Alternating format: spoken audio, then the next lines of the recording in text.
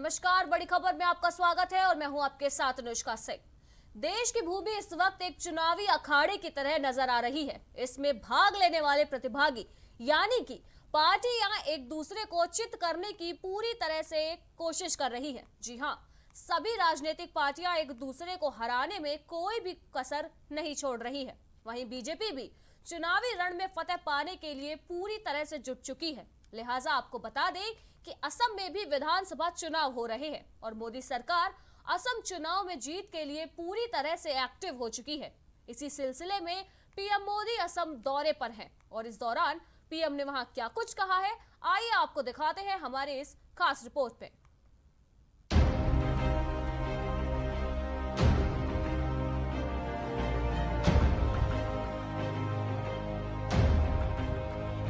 पश्चिम बंगाल में अब चुनाव प्रचार की प्रक्रिया थम चुकी है और मतदान के चरण भी शुरू हो चुके हैं। एक तरफ जहां बीजेपी ने बंगाल चुनाव प्रचार के दौरान ममता सरकार को टक्कर देने में बराबर की ताकत झोंक दी, वहीं अब बीजेपी असम विधानसभा चुनाव में भी अपना लोहा मनवाने के लिए पूरी तरह से जोरों शोरों के साथ जुट गई है। बीजेपी के नेता पूरी तरह से एक्टिव नजर आ रहे हैं। आए दिन भाजपा के कार्यकर्ता, दिग्गज नेता लगातार असम में जनसभाएं कर रहे हैं, रैलियां कर रहे हैं और लोगों में बीजेपी की ताकत की अलग जगाने की पूरी कोशिश कर रहे हैं। वहीं प्रधानमंत्री नरेंद्र मोदी भी चुनाव को लेकर पूरी तरह से सजग दिखाई दे रहे हैं। जी हां, बंगाल के बाद अब लोगों की नजर असम चुनाव पर आ टिकी है। इस कड़ी में पीएम मोदी आए दिन असम दौरा कर रहे हैं। बता दें, चुनाव को लेकर प्रधानमंत्री नरेंद्र मोदी एक बार फिर असम दौरे पर है। इस दौरान पीएम ने कोकराझार में रैली की और रैली को संबोधित भी किया और इस दौरान उन्होंने कांग्रेस पर भी निशाना साधा। आपको बता दें कि रैली में संबोधन करते हुए पीएम मोदी ने लोगों से कहा कि मैं आपके घर के सदस्य की तरह हूं, इसलिए आपका मुझ पर पूरा अधिकार है। हम मिलकर इस विश्वास को दिनों दिन और मजबूत करेंगे। हम मिलकर इस क्षेत्र का विकास करेंगे। हम मिलकर यहाँ की गौरवशाली परंपरा को आगे बढ़ाएंगे। पीएम बोले, पहले चरण की वोटिंग में असम के लोगों ने एनडीए को भरपूर आशीर्वाद दिया है। पहले चरण की वोटिंग में असम ने डबल इंजन की सरकार की भव्य विजय पर मुहर लगा दी है। पूरा हिंदुस्तान जानता है कि यहाँ के नौजवानों में फुटबॉल बहुत फेमस है। उन्हीं की भाषा में कहूं तो कांग्रेस और उनके महाझूठ को फिर रेड कार्ड दिखा दिया गया है। इसी कड़ी में आगे पीएम मोदी ने कहा कि ये चुनाव महाजोत के महाझूठ और डबल इंजन के महाविकास के बीच है। कांग्रेस ने हमारे शत्रुओं, हमारे नामगरों और अवैध कब्जा गिरोहों के हवाले किया। एनडीए ने उनको मुक्त किया। कांग्रेस ने बराक, ब्रह्मपुत्र, पहाड़, मैदान सबको भड़काया। एनडीए ने इनको विकास के सेतु से जोड़ा। पीएम मोदी ने कहा कि लंबे समय के बाद असम में शांति लौटी है। जो साथी बंदूक छोड़कर लौटे हैं, उनकी हर संभव सहायता के लिए एनडीए सरकार प्रतिबद्ध है। अभी भी जो साथी नहीं लौटे हैं, उनसे भी मेरा आग्रह है कि शांति और विकास के साथ इस मिशन से आप भी जुड़ जाइए। वहीं पीएम मोदी ने कांग्रेस पर आड़े हाथ लेते हुए उस पर निशाना साधते हुए कहा कि कांग्रेस के नेता बार बार कहते हैं कि ये ताला चाबी वाले असम की पहचान है। कांग्रेस के झूठ, उसकी साजिश को समझिए। सत्ता में वापसी के लिए कांग्रेस इन लोगों के सामने समर्पण कर चुकी है। इस अपमान की सजा कांग्रेस को तो मिलेगी ही, इस पूरे महाझूठ को मिलेगी। अब बीजेपी हो या कांग्रेस, सभी एक दूसरे पर निशाने साधते ही रहेंगे। लेकिन देखने वाली बात यह होगी कि इस चुनावी संग्राम में कौन सी पार्टी का राज तिलक होता है और कौन सी पार्टी को निराशा हाथ लगती है।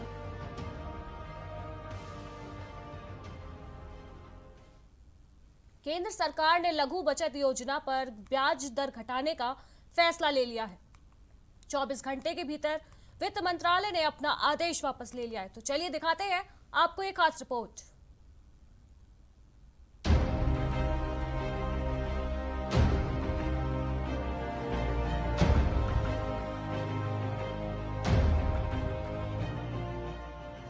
भारत सरकार ने छोटी बचत योजनाओं पर ब्याज दरें घटाने के अपने फैसले को 24 घंटे से भी कम समय में वापस ले लिया है, जिसकी सोशल मीडिया पर खासी चर्चा हो रही है। साथ ही विपक्ष के नेताओं ने भी इस पर तंज कसा है। दरअसल सरकार ने कल वित्त वर्ष 2021-22 की पहली तिमाही के लिए छोटी बचत योजनाओं पर ब्याज दरों में कटौती करने का ऐलान किया था। तो वहीं आज सुबह वित्त मंत्री निर्मला सीतारमण ने इसे भूल से जारी हुआ आदेश बताकर रद्द कर दिया है। उन्होंने कहा कि ब्याज दरें पहले की तरह ही बनी रहेंगी। एक ट्वीट के जरिए उन्होंने इसकी ये जानकारी दी। वित्त मंत्री निर्मला सीतारमण ने लिखा, छोटी बचत योजनाओं पर ब्याज की दरें वही रहेंगी जो पिछली तिमाही में थी। इस संबंध में भूल से जो आदेश जारी किया गया था उसे वापस लिया जाता है, जिसके बाद से सोशल मीडिया पर विपक्षी दल बीजेपी सरकार पर जमकर तंज कस रहे हैं। बता दें, इसके पहले बुधवार को सरकार ने 1 अप्रैल 2021 से छोटी बचत योजनाओं पर ब्याज की दर को घटा दिया था। ब्याज दरों में कटौती का यह नोटिफिकेशन नए वित्त वर्ष की पहली तिमाही के लिए जारी किया गया था। वित्त मंत्री ने कहा कि अब सभी योजनाओं पर ब्याज दर वही रहेगी जो पिछली तिमाही में थी, जिसके बाद करोड़ों लोगों ने राहत की सांस ली है। तो वहीं विपक्षी दल के नेता राहुल गांधी और प्रियंका गांधी ने केंद्र सरकार की गलती से मिस्टेक पर जमकर तंज कसा है। राहुल गांधी ने ट्वीट कर केंद्र सरकार पर हमला बोला। उन्होंने ट्विटर पर लिखा कि पेट्रोल डीजल पर तो पहले से ही लूट थी, चुनाव खत्म होते ही मध्य वर्ग की बचत पर भी फिर से ब्याज कम करके लूट की जाएगी। जुमलों की झूठ की ये सरकार जनता से लूट की। साथ ही कांग्रेस पार्टी की महासचिव ने ट्वीट कर बीजेपी सरकार पर हमला बोला है। प्रियंका गांधी ने लिखा कि सरकार ने आम जनों की छोटी बचत वाली स्कीमों की ब्याज दरों में कटौती कर दी थी। जब सरकार जागी तो उसको पता चला कि अरे ये तो चुनाव का समय है। सुबह उठते ही सारा दोष ओवरसाइट पर मढ़ दिया। तो वहीं कांग्रेस के वरिष्ठ नेता दिग्विजय सिंह ने कहा कि चुनाव को देखते हुए सरकार ने ब्याज दर कटौती का फैसला वापस लिया है। आपको बता दें कि सरकार ने यह आदेश ऐसे समय वापस लिया जब पश्चिम बंगाल और असम में विधानसभा के लिए दूसरे दौर की वोटिंग हो रही है, जिसे लेकर विपक्षी दलों ने सरकार पर तंज कसा है। Desk report, prime TV.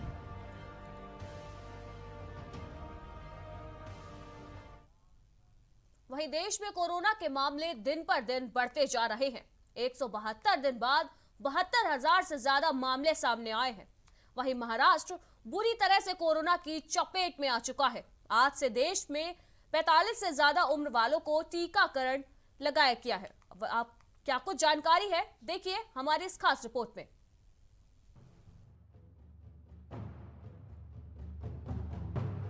Bharat में कोरोना वायरस की दूसरी लहर आ चुकी है और संक्रमण के मामले तेजी से बढ़ रहे हैं। 172 दिन बाद पहली बार रिकॉर्ड 72,000 से ज्यादा नए कोरोना केस दर्ज किए गए हैं। लगातार 8वें दिन 50,000 से ज्यादा कोरोना केस आए हैं। यही नहीं, 5 दिसंबर के बाद पहली बार एक दिन में 450 से ज्यादा संक्रमितों की मौत हुई है। स्वास्थ्य मंत्रालय की ताजा रिपोर्ट के अनुसार पिछले 24 घंटे में 72,330 नए कोरोना केस आए और 459 लोगों की जान चली गई है। हालांकि 40,382 लोग कोरोना से ठीक भी हुए हैं। इससे पहले 10 अक्टूबर को 74,383 केस आए थे। एक समय ऐसा था जब देश में कोरोना संक्रमण की संख्या घटने लगी थी।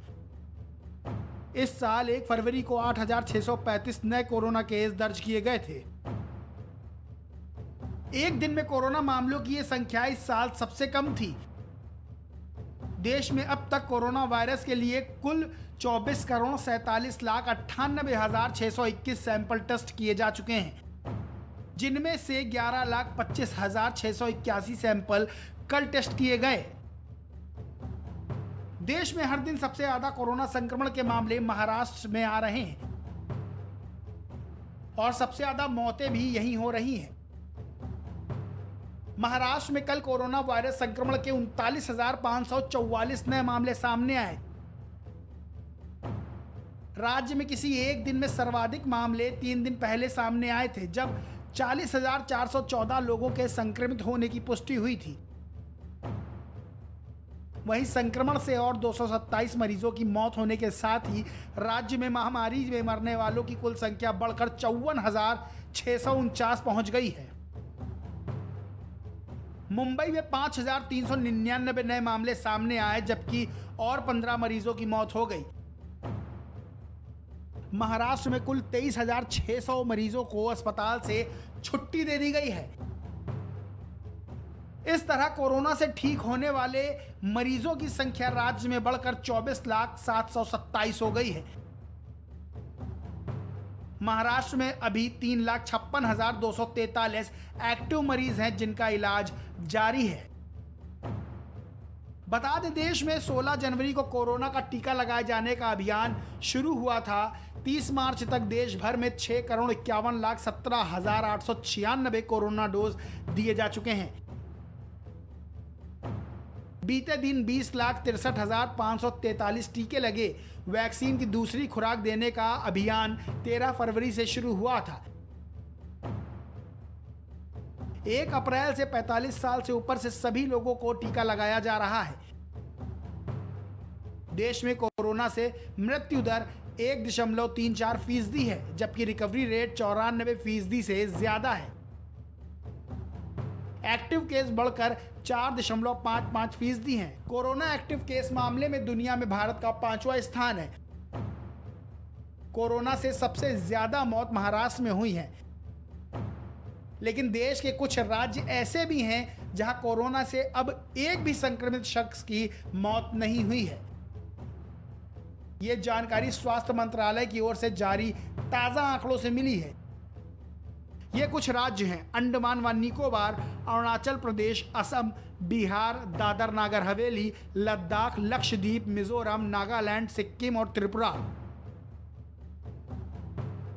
बता दें, कोरोना रोधी टीकाकरण अभियान का तीसरा चरण आज यानी 1 अप्रैल 2021 से देश में शुरू हो गया है। इसमें 45 साल से ज्यादा के सभी लोगों को टीका लगाया जाएगा। वैक्सीनेशन के लिए प्री रजिस्ट्रेशन और ऑन द स्पॉट रजिस्ट्रेशन दोनों तरह की व्यवस्था है।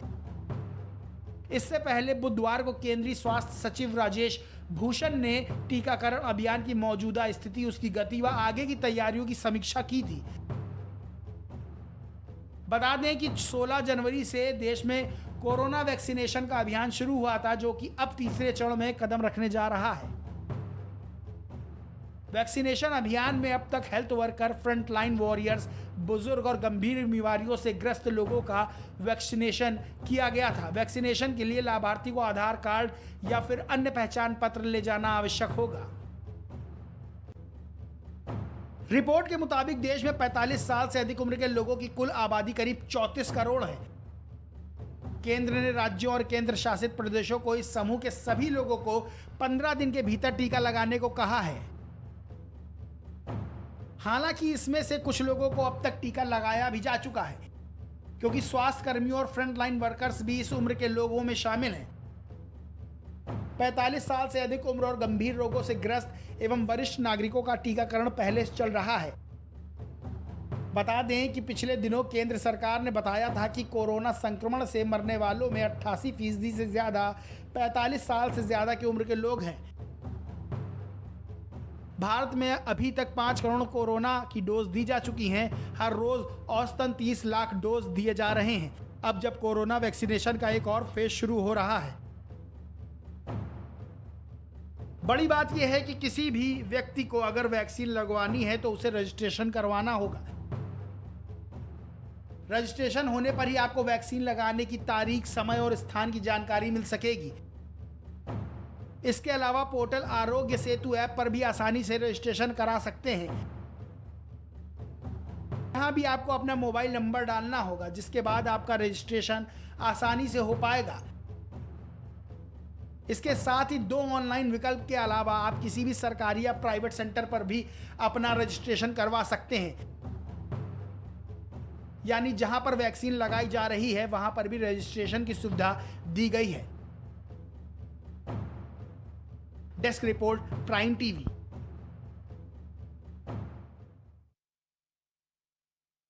सूचना एवं प्रसारण मंत्री प्रकाश जावड़ेकर ने 91वें दादा साहब फाल्के पुरस्कार की घोषणा कर दी है।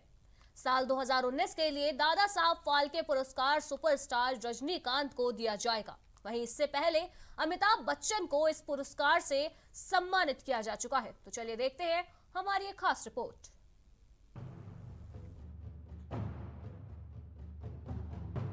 केंद्रीय सूचना और प्रसारण मंत्री प्रकाश जावड़ेकर ने आज घोषणा की कि सुपरस्टार रजनीकांत को 51वें दादा साहब फाल्के पुरस्कार से सम्मानित किया जाएगा। जावड़ेकर ने रजनीकांत को भारतीय सिनेमा के इतिहास में सबसे महान अभिनेताओं में से एक बताया। लेकिन प्रेस कॉन्फ्रेंस में एक सवाल के बाद वो नाराज हो गए। दरअसल रजनीकांत दक्षिण राज्य तमिलनाडु से आते हैं, जहां अभी विधानसभा के चुनाव हैं। ऐसे में एक पत्रकार ने जावड़ेकर से सवाल किया, क्या तमिलनाडु में चुनाव होने की वजह से रजनीकांत को दादा साहेब फाल्के अवार्ड दिया जा रहा है? इस सवाल के जवाब में नाराज जावड़ेकर ने कहा कि आप सवाल सही पूछा कीजिए। ऐसे समय में होंगे जब तमिलनाडु में विधानसभा चुनाव भी हो रहे हैं, क्या इसका विधानसभा चुनाव से हद हो गई? ये फिल्म दुनिया का पुरस्कार है और रजनीकांत 50 साल से काम कर रहे हैं। सवाल भी ठीक पूछना चाहिए। प्रेस कॉन्फ्रेंस में जावड़ेकर ने कहा, मैं आज साल 2019 के लिए दादा साहब फाल्के पुरस्कार की घोषणा करते हुए बहुत खुश हूं। इस साल ये भारतीय सिनेमा के इतिहास में सबसे महान अभिनेताओं में से एक रजनीकांत जी को उनके अभिनय, निर्माण और पटकथा लेखन के तौर पर दिए गए योगदान के लिए दिया जाएगा। मैं जूरी के सभी सदस्यों आशा भोसले, सुभाष घई, मोहनलाल और बिस्वजीत चटर्जी को धन्यवाद देता हूं। इस साल 51वां दादा साहब फाल्के अवार्ड हम घोषित कर रहे हैं। इस बार चयन करने के लिए 5 जूरी मेंबर थे। आशा भोसले, मोहनलाल, विश्वजीत चैटर्जी, शंकर महादेवन और सुभाष घई। ये 5 जूरी की बैठक हुई और बैठक में उन्होंने सर्वसम्मति से अपने महान नायक रजनीकांत को दादा साहब फाल्के अवार्ड देने की सिफारिश की है और उसको हमने स्वीकारा है। 50 साल से रजनीकांत फिल्म दुनिया के बेताब बादशाह है। सूरज के तरह उनका काम है। प्रतिभा, लगन, मेहनत से उन्होंने लोगों के दिलों में अपना स्थान कायम किया है। ये पुरस्कार वितरण 3 मई को होगा, जिस दिन राष्ट्रीय फिल्म पुरस्कार भी दिए जाते हैं। बता दें, भारत में सबसे लोकप्रिय सितारों में से एक रजनीकांत को भारत सरकार द्वारा 2000 में पद्म भूषण और 2016 में पद्म विभूषण से सम्मानित किया जा चुका है। रजनीकांत ने तमिल सिनेमा में अपूर्व रांगल से डेब्यू किया था। उनकी कई हिट फिल्मों में बादशाह, शिवाजी और इंथिरन जैसी फिल्में हैं। वे अपने प्रशंसकों के बीच थलाइवर यानी नेता के रूप में जाने जाते हैं। बता दें कि दादा साहब फाल्के पुरस्कार सिनेमा जगत में भारत में दिया जाने वाला सर्वोच्च सम्मान है। ये भारत सरकार के सूचना और प्रसारण मंत्रालय के फिल्म समारोह निदेशालय द्वारा राष्ट्रीय फिल्म पुरस्कारों के साथ दिया जाता है। यह पुरस्कार पहली बार अभिनेत्री देविका रानी को दिया गया था। वहीं हाल के सालों में ये पुरस्कार पाने वालों में अमिताभ बच्चन, विनोद खन्ना, फिल्म निर्माता के विश्वनाथ और मनोज कुमार शामिल हैं। Desk report, prime TV. और फिलहाल बड़ी खबर में इतना ही। बाकी की तमाम खबरों के लिए देखते रहिए प्राइम टीवी। नमस्कार।